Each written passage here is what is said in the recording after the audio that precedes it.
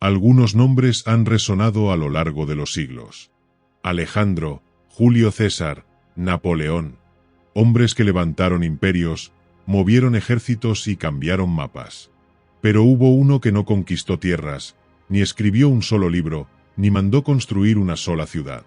Nació en un lugar sin importancia. Vivió sin riquezas. Murió entre criminales. Y sin embargo, 2000 años después, seguimos hablando de él. Su nombre es pronunciado en hospitales, en cárceles, en trincheras, en susurros antes de morir y en gritos de desesperación. Hay quienes lo aman con locura. Hay quienes lo odian sin haberlo leído. Pero nadie puede ignorarlo. ¿Por qué? Porque su huella no se quedó en los templos. Entró en los corazones. Tocó la conciencia de los sabios y también de los rotos. Inspiró a artistas, a revolucionarios, a mártires, a científicos, a reyes. No solo cambió la historia, cambió las historias. Y si uno se atreve a mirar con atención, lo encontrará ahí. En los sueños de Gandhi, en las palabras de Dostoyevsky, en la mirada de Martin Luther King, en la voz anónima de quien perdona lo imperdonable. Este no es un vídeo religioso. Es un viaje hacia las vidas que, sin buscarlo, terminaron reflejando la suya. Porque cuando Jesús toca una vida, esa vida ya no vuelve a ser la misma. A veces, las almas más parecidas no se conocen. Sócrates murió 4 siglos antes de que Jesús naciera. Nunca escuchó hablar de él. Nunca leyó un evangelio. Pero, sin saberlo, caminó un sendero muy parecido. Ambos fueron interrogados por las autoridades de su tiempo. Ambos hablaron con firmeza, sin gritar. No intentaron salvarse. No negociaron. Sabían que su mensaje incomodaba. Sabían que no encajaban. Y, sin embargo, siguieron hablando. Sócrates hablaba del alma, de la verdad, de una justicia superior a las leyes humanas. Jesús hablaba del reino de los cielos, del amor al enemigo, de la libertad que nace en el interior. No fundaron partidos. No buscaron popularidad. Ambos murieron con las manos vacías, pero con la conciencia en paz. Y sus muertes no apagaron sus voces. Las multiplicaron. Porque cuando alguien muere por algo invisible, deja una marca imposible de borrar. ¿Y si Sócrates fue una pregunta, y Jesús, la respuesta? No era cristiano. No asistía a misa, ni rezaba el rosario, ni celebraba la Navidad. Pero cuando leyó el Sermón del Monte, se detuvo. Gandhi no vio en Jesús una figura decorativa, ni un símbolo religioso más. Vio a un hombre radical, coherente, incómodo, peligroso para los poderosos. Si alguien te abofetea, pon la otra mejilla. Ama a tus enemigos. Haz el bien a los que te odian. Aquello no era poesía, era dinamita espiritual. En un mundo de violencia y represión, ese mensaje no era débil. Era la única fuerza verdaderamente invencible. Gandhi no fundó su lucha en discursos políticos ni en ideologías. La fundó en una intuición moral que nació leyendo a Jesús. Y lo transformó todo. Caminó kilómetros sin levantar el puño. Fue encarcelado sin maldecir. Ayunó sin exigir. Resistió sin golpear. Descubrió lo que muchos cristianos habían olvidado, que la mansedumbre no es cobardía, es poder en paz. Nunca se convirtió oficialmente. Pero en cada gesto, en cada paso, en cada acto de amor firme, se podía oír un eco lejano. Un eco que venía del monte. Un eco que decía, bienaventurados los mansos, porque ellos heredarán la tierra. No fue la política lo que lo movió. No fue el odio, ni la revancha, ni el deseo de venganza. Martin Luther King Jr. no alzó la voz para dividir. La alzó para unir lo que el miedo había roto. Y en su interior, muy dentro, no latía un discurso moderno ni una ideología de poder. Latía una fe. Una fe sencilla, aprendida en los bancos de una iglesia, escuchando a su padre predicar. Una fe que no se alimentaba de fórmulas teológicas, sino de ejemplos vivos. Y el ejemplo más vivo para él era Jesús. No el Jesús domesticado por la tradición, sino el hombre que caminó entre marginados, que lavó los pies de los suyos, que fue clavado en una cruz y aún así habló de perdón. Ese Jesús. Ese fue su guía. Cuando King hablaba de justicia, citaba a los profetas. Cuando hablaba de paz, hablaba como el Nazareno. Pero no era un discurso hueco. Era vida encarnada. Cuando lo golpeaban, él seguía en pie. Cuando lo encarcelaban, él seguía orando.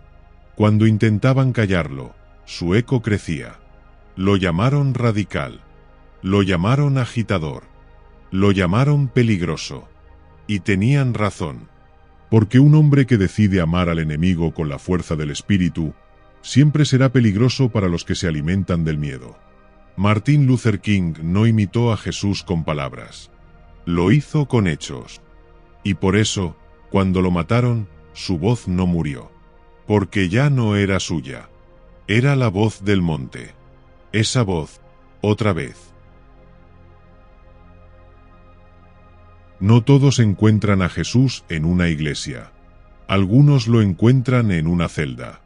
Fue el caso de Fyodor Dostoyevsky. Condenado a muerte por rebelarse contra el zar, lo llevaron hasta el paredón. Casi escucha el disparo.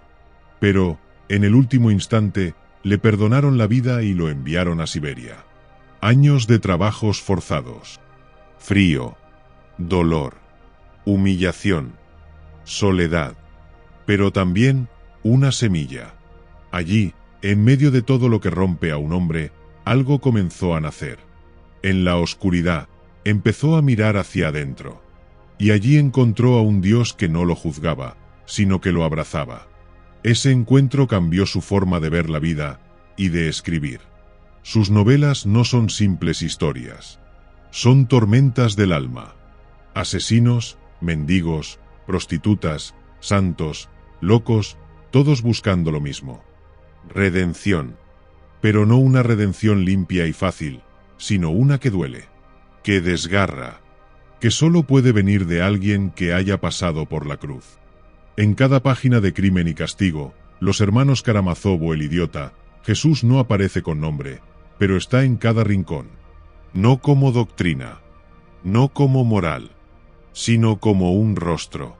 Un rostro que mira sin condena, que dice la verdad, pero con ternura. Un rostro que conoce el barro, porque lo pisó. Para Dostoyevsky, la fe no era un sistema, era una herida abierta. Y en medio de esa herida había una luz con rostro humano, una luz con cicatrices en las manos. Napoleón lo había visto todo. El fervor de las masas, la gloria, la caída, la traición, la soledad del poder. Era un genio militar, un estratega brillante, un hombre que había redibujado el mapa de Europa con su ambición. Pero, al final de su vida, en el exilio, ya sin imperio, sin ejército, sin multitudes, se quedó pensando. Y pensó en Jesús. Dijo que Alejandro, César y él mismo habían fundado imperios basados en la fuerza. Pero que Jesús había fundado el suyo sobre el amor. Y hasta hoy, dijo, millones morirían por él. Eso lo descolocaba. Napoleón entendía la obediencia que nace del miedo. Lo que no podía entender era esa otra obediencia, la que nace del corazón. Porque Jesús no escribió leyes, no construyó palacios, no tenía ejércitos. Y, sin embargo, siglos después, su nombre era pronunciado con lágrimas. ¿Cómo lo había hecho? ¿Cómo podía un carpintero crucificado ejercer más influencia que los emperadores más grandes de la historia? Napoleón no fue un hombre de fe, pero fue un hombre de lucidez. Y en esa lucidez, reconoció que había algo en Jesús que no podía ser explicado con lógica ni estrategia. Un poder que no dominaba, sino que transformaba. En su aislamiento en la isla de Elba, rodeado de mapas que ya no valían y de medallas que ya no importaban, entendió que el mayor imperio no era el que se gana por la espada, sino el que entra en las almas y se queda para siempre. No hacen estatuas de ellos. No aparecen en los libros de historia. Nadie les dedica documentales. Pero quizás ellos son los verdaderos reflejos de Jesús. La mujer que cuida a su madre enferma cada día, sin que nadie lo sepa. El padre que sale a las 5 de la mañana a trabajar y aún tiene fuerzas para abrazar a sus hijos por la noche. El joven que perdonó a quien le hizo daño. La anciana que ora por los demás, aunque nadie rece por ella.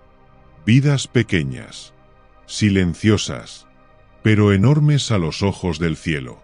Jesús no dejó su marca entre los poderosos, sino entre los que amaron sin esperar nada a cambio. Porque donde hay una entrega verdadera, Él está, aunque no lo nombren, aunque no lo conozcan, aunque nunca hayan leído una Biblia. Hay personas que caminan como Él caminaba, que miran como Él miraba, que responden al odio con ternura y al abandono con presencia. No hacen ruido, pero sostienen el mundo. Son ellos, los invisibles a los ojos humanos, pero profundamente visibles para Dios. Hay un hilo que no se ve. No es de oro, no es de seda. Es más fuerte que cualquier cadena y más sutil que el viento. Es un hilo que atraviesa la historia, que cruza culturas, que une almas que nunca se conocieron. Y en el centro está Él, Jesús. No como icono, no como religión, sino como presencia.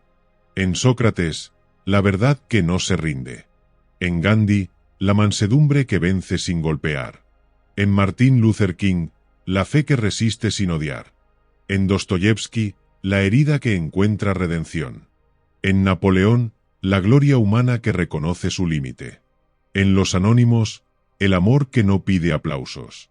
Todos distintos, todos separados por siglos, lenguas, ideas, pero tocados por la misma llama. Porque cuando Jesús toca una vida, no se queda en ella. La atraviesa, la transforma, y después la usa para tocar a otros. Así se extiende el hilo. No con ruido, no con estrategias, sino con fuego callado, con pasos que no buscan tronos, sino corazones. Y aunque muchos aún no lo vean, ese hilo sigue cruzando el mundo. Hoy, ahora, aquí.